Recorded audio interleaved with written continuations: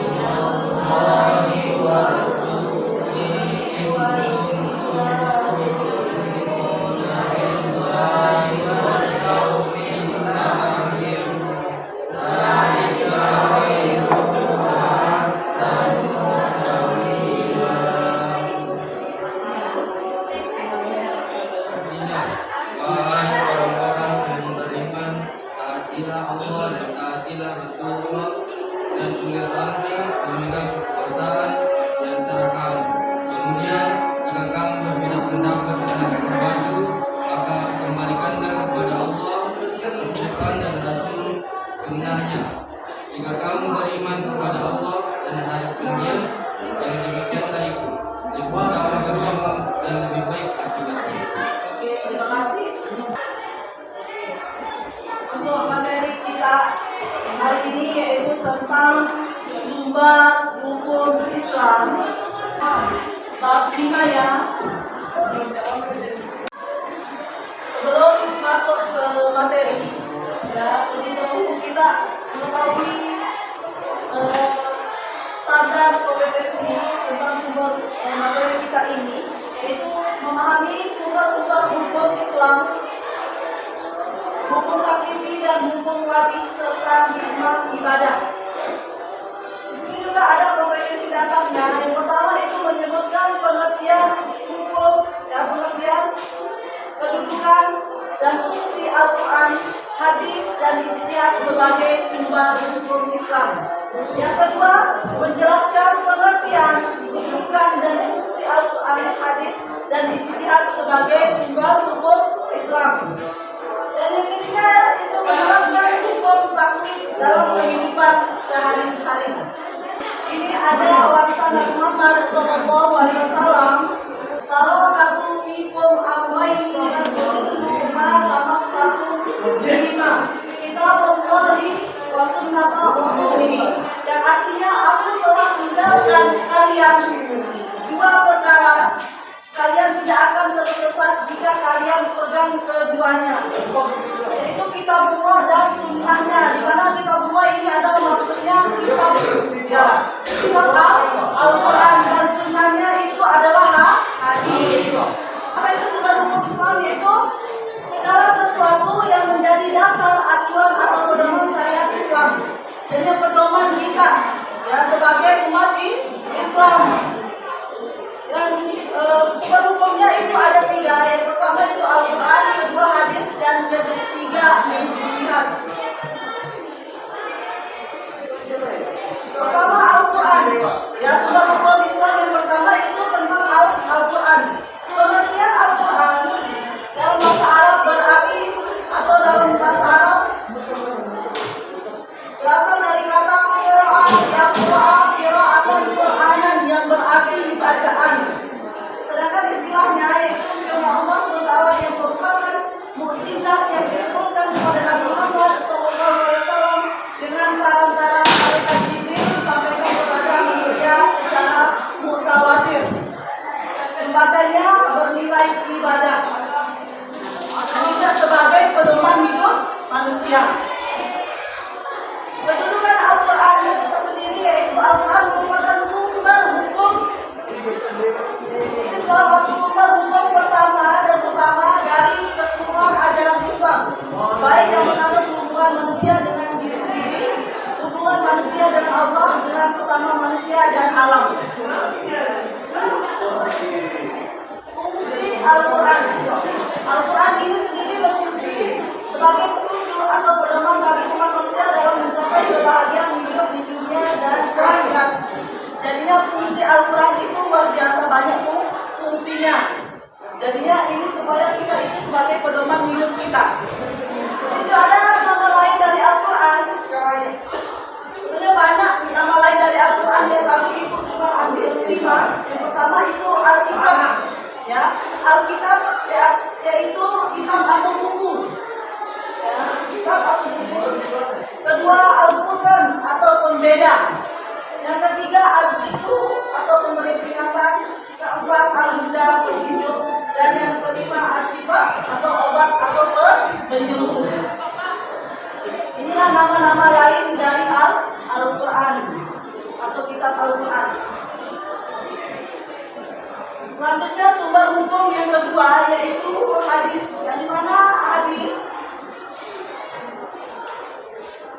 Hadis berarti segala berita yang bersumber dari Nabi Muhammad SAW berupa ucapan, perbuatan, dan ketetapan takrir serta penjelasan sifat-sifat beliau itu termasuk dengan hadis. Jadinya apapun yang dikatakan Nabi, perkataan Nabi, ucapan Nabi, tidur atau diam pun Nabi itu termasuk hadis. Di sini kedudukan hadis. Hadis itu berkedudukan kedua, ya, sebagai sumber hukum Islam kedua setelah Al-Quran.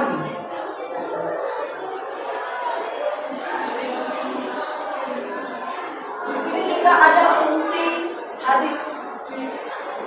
Ada yang ibu bisa perhatikan di sini ada fungsi hadis itu. Yang pertama itu menegaskan dan memperkuat hukum-hukum yang telah disebut dalam Al-Quran. Yang kedua menjelaskan, menafsirkan dan meneliti ayat-ayat Al-Quran yang masih umum dan sama. Yang ketiga mewujudkan suatu hukum atau ajaran yang tidak tercantum dalam Al-Quran yang prinsipnya tidak bertentangan dengan Al-Quran. Tadinya yang tidak bertentangan dengan isi dalam Al-Quran. Oke, pembagian istilah hadis. Hadis ini dibagi menjadi 3. Yang pertama adalah hadis qauliyah, yang dimana hadis qauliyah ini yaitu hadis yang didasarkan kepada segala perkataan dan ucapan Rasulullah SAW itu termasuk hadis. Yang kedua yaitu hadis fidyah, yang dimana yaitu hadis didasarkan pada perbuatan dan tingkah laku Rasulullah SAW. Jadinya apapun perbuatan atau tingkah laku yang dilakukan oleh Muhammad SAW itu juga termasuk hadis. Yang ketiga hadis takririyah, yang dimana yaitu hadis didasarkan pada ketetapan Rasulullah SAW atas perbuatan para sahabatnya. Nah, jadinya ini adalah ketetapan dari apapun yang dilakukan oleh sahabat. Yang ketiga yaitu sumber hukum yang ketiga yaitu ijtihad.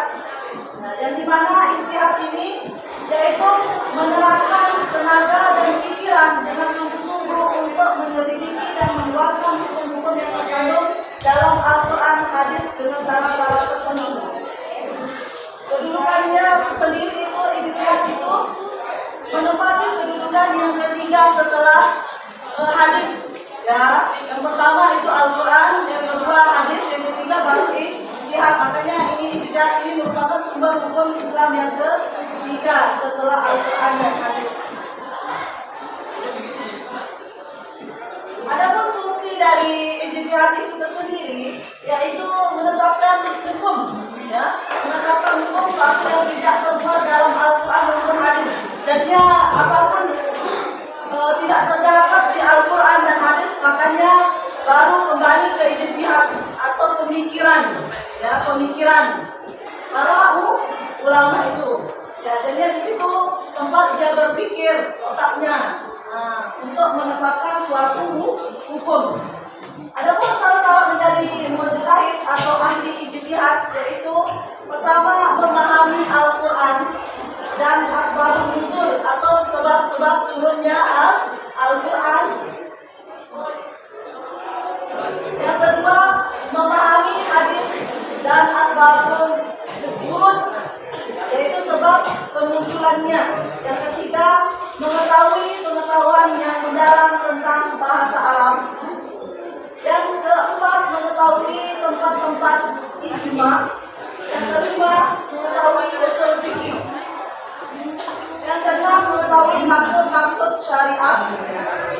Yang ketujuh, memahami syarat dan adat istiadat tempat dia akan mengeluarkan ijtihad.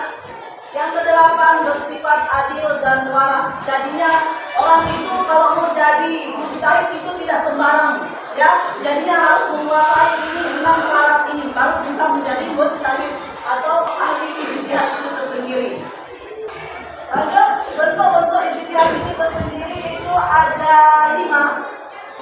Yang pertama itu ada ijma.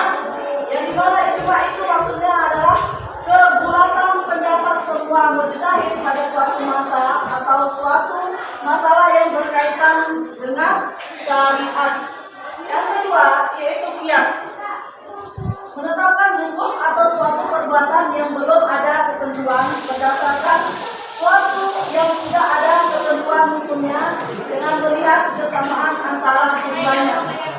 Yang ketiga itu adalah ijtihad, yang dimana artinya itu melanjutkan berlakunya hukum yang telah ada dan yang telah ditetapkan karena adanya suatu dalil sampai ada dalil yang mengubah hukum tersebut.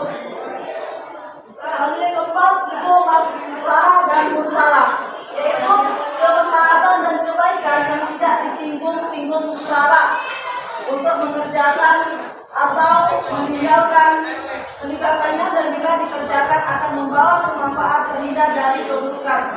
Yang kelima yaitu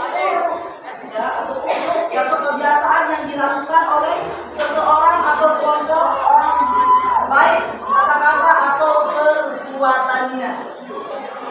Di sini bisa kita lihat ada juga contoh dari ijtihad Majelis Ulama Indonesia atau dikenal dengan MUI, ya. Biasa kita dengar MUI, ya.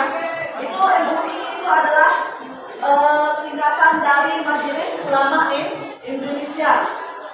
Dan MUI ini juga banyak dia ini menentukan tentang hukum-hukum atau mana yang boleh dan mana yang tidak, ya, ketentuannya.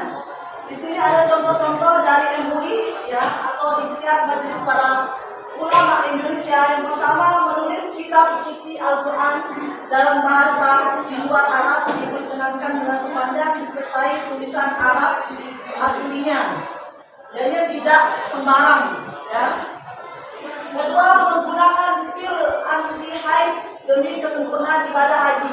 Jadi maksudnya adalah menggunakan obat, ya, ketika dia mau haji.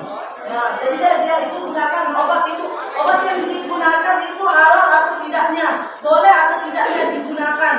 Nah, takutnya itu haram ibadah hajinya.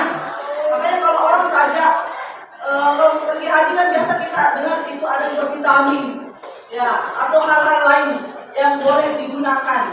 Makanya di situ kita lihat apa halal atau baik atau tidak menurut MUI. Kalau haram tidak boleh, ya, seperti itu.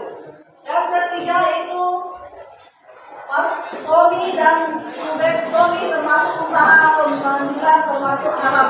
Jadi maksudnya ini adalah sesuatu hal atau apa, ya, biasa kita sebut dengan pokoknya yang menjadi penyebab dari orang itu mandul, ya. Di sini sudah ini juga kemandulan. Orang biasa kan minum sesuatu yang haram atau dilarang oleh MUI, makanya termasuk dalam haramnya, takutnya itu nanti salah, ya. Jadi orang itu kan asal-asal saja yang penting minum saja, ya, padahal itu haram.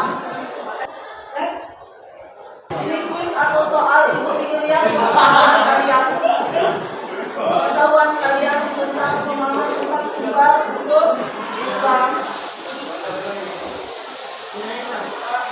Ini salah satunya menurut kalian yang benar, ya. Nanti ditukar sama temannya, teman bakunya, ya. Menurut kalian berikut yang merupakan sumber hukum Islam, ya, pilih apakah A, B, C, D, E. Inikah yang benar, ya, mana yang termasuk dari sumber hukum Islam? Oke.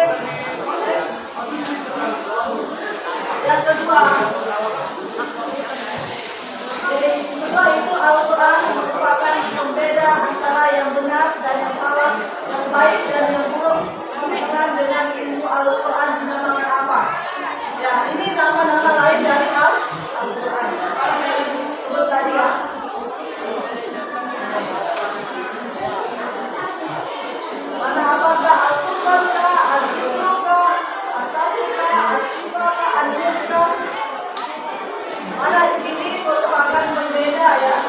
Ketiga, sumber hukum Islam setelah Al-Quran adalah apa? Ya, lanjut.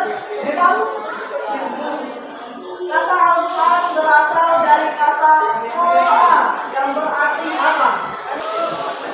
Oke, selanjutnya.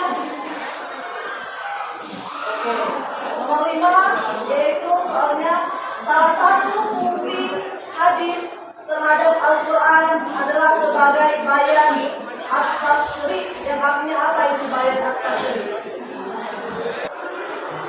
Dan soal keempatnya yaitu usaha mengumpulkan dan modifikasi Al-Quran pada zaman Abu Bakar As-Siddiq dan Utsman bin Affan merupakan contoh bentuk dari ijtihad yang disebut apa?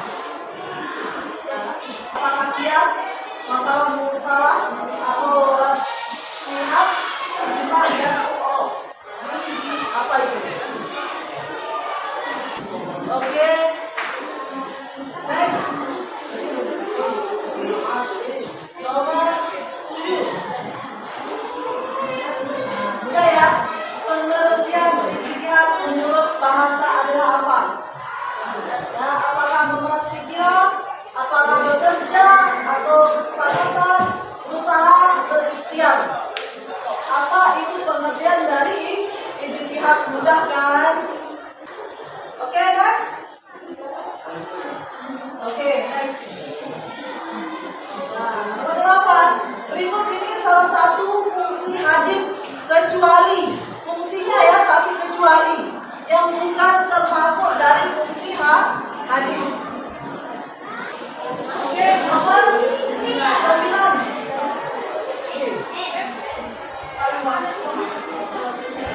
Nomor 9. Oke. Nomor 9 yaitu soalnya menggunakan segenap kemampuan untuk menetapkan hukum yang belum ada dalam Al-Quran dan hadis menggunakan akal sehat dan jernih disebut apa? Udah ya? Oke, next.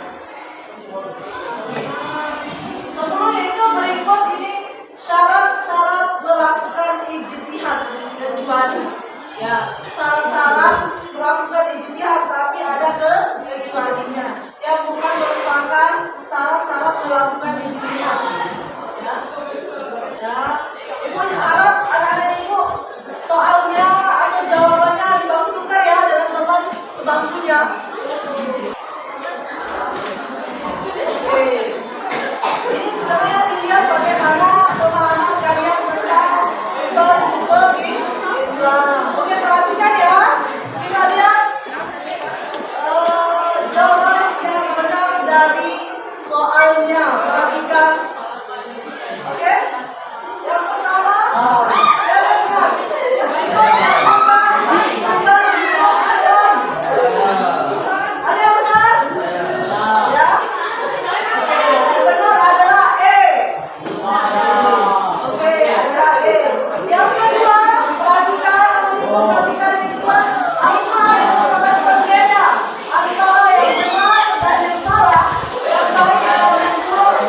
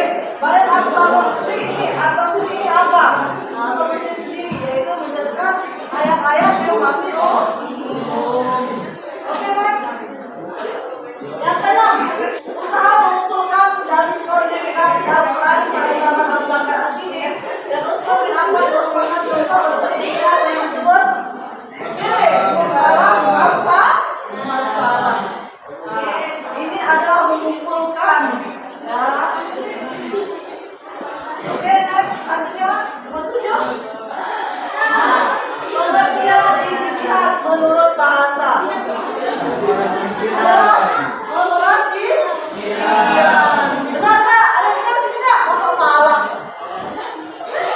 Ya, kan sudah tahu dari memeras pikiran. Oke? Oke, kalau salah, salah, benar, benar. Oke, kenapa? Menerapkan ini salah satu isi hadis kecuali merupakan rukun Islam yang pertama dan utama. Kecualinya ya. Next, 9. Mencurahkan segenap kemampuan untuk menetapkan hukum yang belum ada dalam Al-Quran dan hadis menggunakan akal sehat dan jernih disebut adalah ijtihad. Karena sudah jelas di sini anakku mencurahkan segenap kemampuan untuk menetapkan pikirannya, otaknya, ya, untuk menetapkan hukum yang ada di dalam Al-Quran dan hadis yang belum ada ya. Jadinya kalau belum ada di Al-Quran dan hadis baru lari ke ijtihad. Benar? Yang ke-9, ke-10. Oke, ke-10. Berikut ini syarat-syarat yang menjelaskan atau berikut ini syarat-syarat yang melakukan ijtihad. Perhatikan ada ibu. Ini syarat-syarat yang melakukan ijtihad kecuali adalah memahami seluruh bahasa. Ini yang merupakan bukan termasuk dari syarat-syarat ijtihad. Oke. Tulis di situ benarnya berapa, salahnya berapa. Oke. Setelah berapa jumlahnya, salahnya, benarnya. Oke. Kumpul jadi satu. Boleh? Kumpul jadi satu. Ibu ingin jumlahkan berapa orang yang menjawab benar, salah. Ibu sudah ditulis benarnya, salahnya. Oke, kita tolong satu orang untuk kumpulkan ibu. Kita tolong. Benar berapa, salah berapa. Yang paling banyak ini adalah ambil paling banyak ini benarnya daripada salah. Jadinya pelajarannya ini sudah alhamdulillah sudah lumayan ya, sudah bagus karena oke, karena waktu kita sudah habis.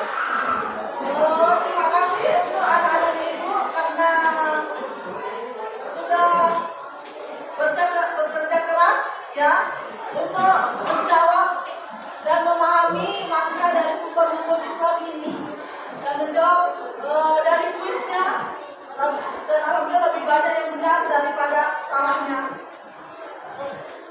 Sampai ini materi kita tentang sumber hukum Islam. Mari kita sama-sama mengucapkan alhamdulillah. Alhamdulillah. Oke, siapa kepada ibu untuk menutup materi pembelajaran